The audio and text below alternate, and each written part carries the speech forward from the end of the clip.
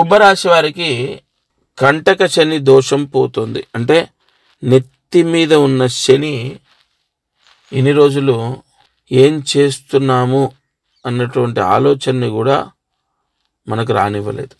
కుంభరాశి వాళ్ళ జాతకాలు చాలామంది చూశాను నేను. వాళ్ళ నిర్ణయాలు తప్పు, వాళ్ళ ఆలోచన తప్పు. ఎందుకంటే శని నెత్తి మీద ఉన్నాడు కదా. ఇప్పుడు శని మారుతున్నాడు కాబట్టి కొంత ప్రశాంతత ఉంటుంది. 2024 కన్నా 25లో మనశ్శాంతి ఉంటుంది, ప్రశాంతత ఉంటుంది. కానీ పూర్తి స్థాయిలో కాదండి. ఎందుకంటే కుటుంబ స్థానంలోకి శని వస్తున్నాడు.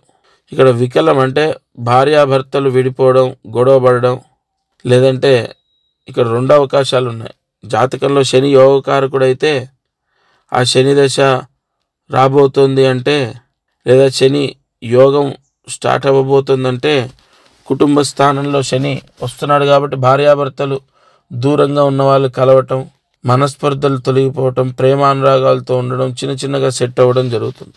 అలాగే విభిన్నంగా కూడా జరిగే అవకాశం ఉంటుంది. తొందరపడి ఇతరులని నిందించడం అనేది తగ్గిస్తారు.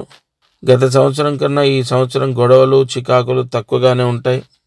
ఓవరాల్గా గురుబలం కూడా మీకు యాడ్ అవుతుంది కాబట్టి కుంభరాశికి ఏప్రిల్ తర్వాత బాగుంటుంది. ఇంకా పూర్తి స్థాయిలో జూలై, ఆగస్టు నుంచి చాలా బాగుంటుంది.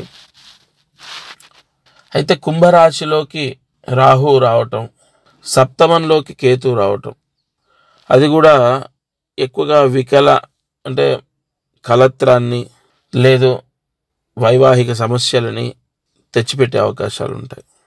అలాగే రవి రాశిలోకి కేతు వస్తున్నాడు కాబట్టి సప్తమంలో ఉంటాడు కుంభరాశికి. రవి అంటే ప్రభుత్వ కారకుడు, సలహాలు ఇవ్వటం, రాజు అంటే న్యాయస్థానం ద్వారా చెప్పించుకోవడం, న్యాయస్థానాలని ఆశ్రయించడం జరుగుతుంది. వాళ్ళు చెప్పినటువంటి మాట వినే అవకాశాలు ఉంటాయి, ఆచరించే అవకాశాలు ఉంటాయి. ఆరోగ్య విషయంలో పెద్దగా మార్పుని కాదు కానీ కొంత మార్పు ఉంటుంది. గతంలో ఉన్న అనారోగ్య సమస్యలు ఒక 20% తగ్గుతాయి. ఇల్లు ఏమైనా కడతారా అండి అంటే అవకాశం తక్కువ ఉంది. వ్యాపారంలో విశేష యోగము అన్నది మనం తీసుకుంటే అంత స్థాయిలో ఏమి ఉండదు. అంటే అన్నీ మీడియమే. చాలా బాగుంది వ్యాపారము, ధనము, గృహము, విదేశాలకు వెళ్ళడం, ఇవన్నీ ఉండవు. అంటే ప్రతి దగ్గర ఏదో ఒక సమస్య వస్తూ ఉంటుంది.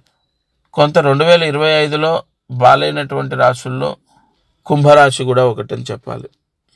వీరు కుంభరాశి అంటే 12 రాశుల్లో కూడా బాలైనటువంటి రాశులు 2, అందులో కుంభరాశి ఒకటి.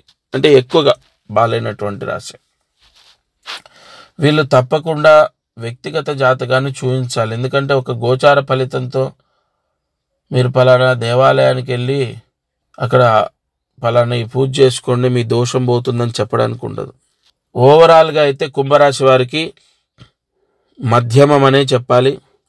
ఒక్క గురుబలం తోడవుతుంది కాబట్టి పర్వాలేదు. గత సంవత్సరం కన్నా ఈ సంవత్సరం కొంత మనశ్శాంతి, మీకు మంచి జరిగే అవకాశము. Please like and subscribe eagle Andhra.